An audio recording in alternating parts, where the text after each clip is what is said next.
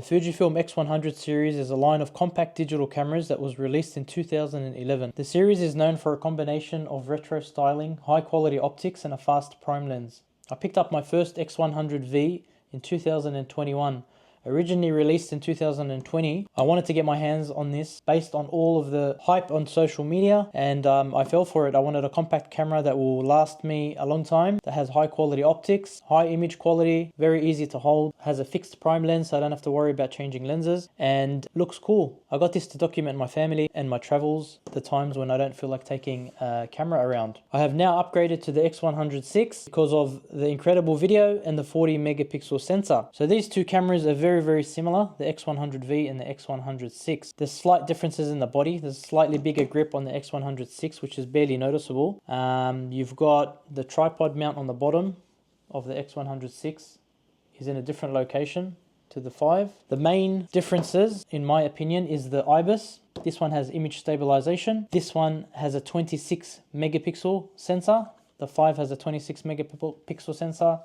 The 6 has a 40 megapixel sensor. Some people say that the megapixels don't matter. In my opinion, they do matter. Reason being is sometimes I want to crop in. I shoot a 35mm frame, especially when I'm doing street photography, and I want to crop in a little bit. When I crop into about 50mm, there is no loss in quality on the 6. With the 5, you do lose megapixels and you do lose a bit of quality. I will show you comparison footage. I'm going to go out and test them in the real world. All these specs are just numbers. So let's go out in the real world and see how they actually perform. Okay, I'm out here in the park. I've got the X100VI here and I've got the X100V. I'm going to test both of these cameras to see which one is better in the real life situation. I'm going to be testing image quality, image stabilization, autofocus speeds, and just in general how they feel in the hand. They're very similar, as you can see. The bodies are very similar. This is my old X100V. This is my X100VI, so we're going to test them both and let's see if it makes any difference. I'll take some comparison shots. I'll be zooming in and seeing if the 40 megapixel on the X100VI makes a difference. I've got both cameras set to the same. I've got them in aperture priority mode, auto shutter speed and auto ISO. And the same on this one. I'll be shooting in Provia, so they're identical. I'll be shooting at f5.6 and we'll see what the cameras do in auto mode, because most people that buy these cameras will be using it in auto mode. So aperture priority, I'm going to put it at f5.6 and just shoot in Provia with no adjustments, straight out of camera JPEGs, and we'll see how they look in comparison.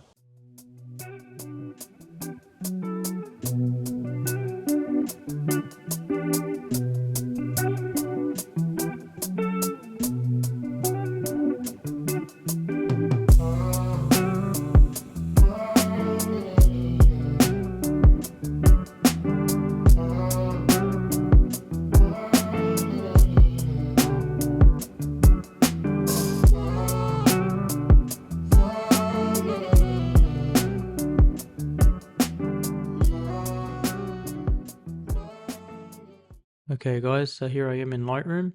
Just wanted to illustrate to you how it looks like with the 40 megapixel. On the left hand side here I've got the X100V, and on the right I've got the X100VI. So I'm going to zoom in to 100% crop, and as you can see straight away, the detail on the right hand side is absolutely unbelievable.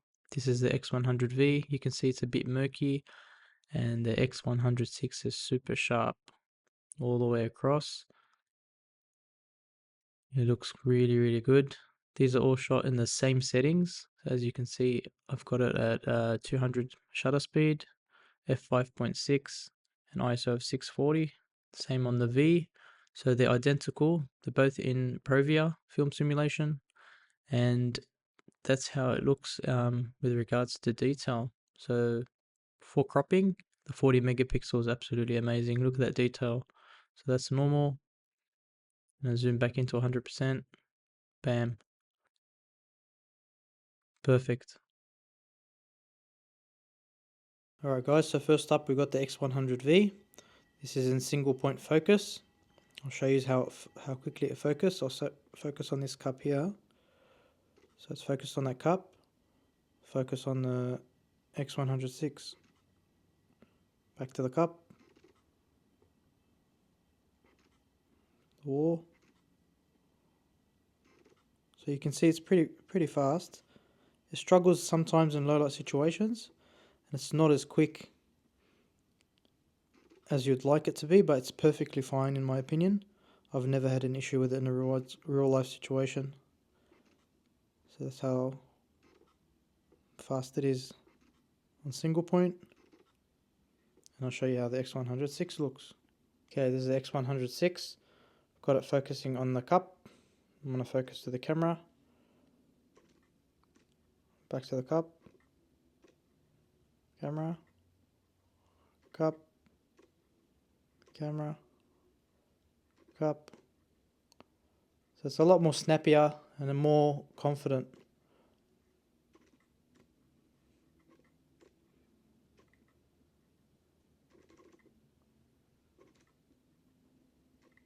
Okay, and now this is the X100V. This is how the eye detect works on this camera.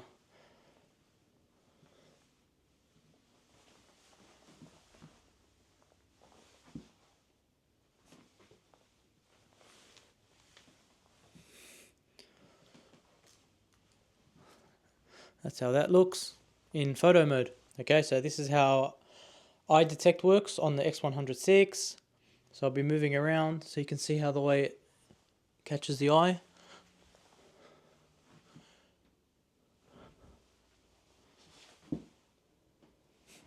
That's how it looks. Alright, now I'm going to switch to video mode on both cameras. I'm going to leave it on a tripod. I'm going to show you how the video footage looks like on both cameras in 4K 25p. And then I'll show you how the image stabilization, how it affects video. Both cameras have ND filters, which is a massive, massive, massive positive. And you don't understand how much of a difference it makes when you use the ND filter when you're shooting outdoors, and also the stabilization, so you can open up the aperture. So it looks really, really good on the X100VI. That's a massive, massive reason to upgrade. I'll show you how both of them look like in video mode. Also, the X100VI records in 6.2K. So the quality is a lot better. So I'm going to film both of them in Provia with no adjustments, just straight out of camera, no mucking around, so you can see both video qualities. I'll do handheld footage and I'll also do on a tripod. Just to give you an understanding of how useful the ND filter is, if I say I was shooting outdoors here, it's super bright, I want to shoot at a low aperture at 4K 25p, my shutter speed has to be 1/50, so it's the 180 degree shutter rule. I just press the button of the ND filter. Look at the difference. Perfect exposure. That's without, that's with, that's without, that's with. It's amazing. I set it to this button here, so I can press it anytime I want. So this is 4K 25p on the X100V. I'm in Provia. I'm filming on a tripod. I just want to show you how the eye detect looks. So I've got it on eye tracking. So it should be tracking my eye. I'll move out of frame. Back in. That's how the quality looks.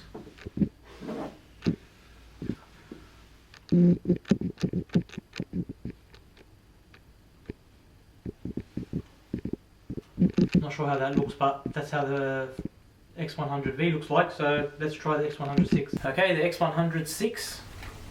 This is the same exact settings. So I've got it at f3.2, ISO is on auto, and I've got it at 4K 25p.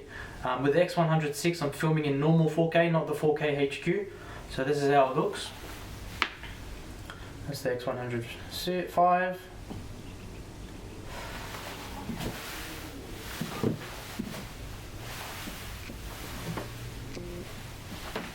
Go around. So that's how it looks like on eye tracking. Exact same settings. It's filming in Provia. How's the quality? You guys can decide. Okay, now I'm filming handheld on the X100V. This is how it looks like. I'm going to move around. It's the beautiful X100VI.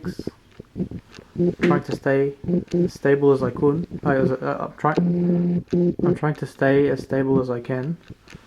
Still in 4K 25p.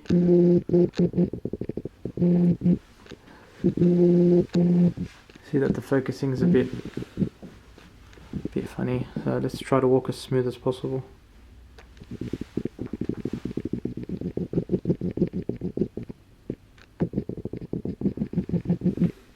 Back to the plant. Back to the camera. It's not too bad.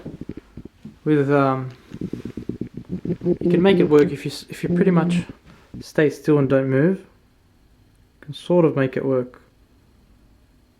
But yeah, that's how that looks. Let's try the X100VI. Alright, same settings. This is how the X100VI looks.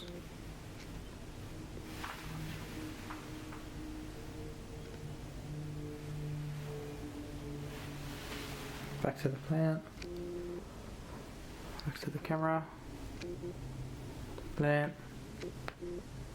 I'm gonna try walking towards it, like a ninja walk.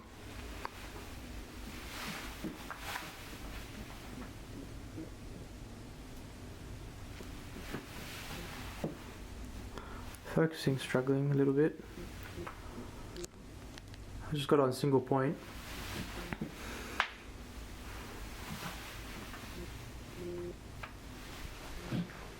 That's how it looks like. If you stay still, it's really stable. That's completely still.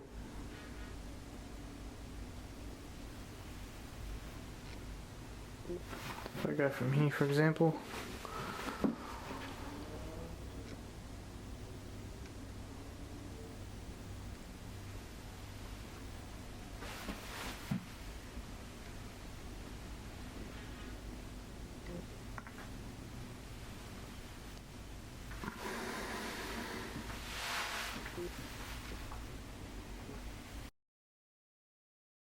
If you have none of these cameras and you're looking to buy either one of them, to be honest, for photography, the X100V or the X100V is plenty of camera for the money. I know these things are more expensive than sometimes the 6 in some cases. The only reason I will upgrade is if you care about megapixel count, if you crop your images a lot, and if you care about in-body image stabilization. Those two are the main differences between these two cameras. If you don't care about those two, it's not worth upgrading. Save your money and just get the 100V and you'll be happy.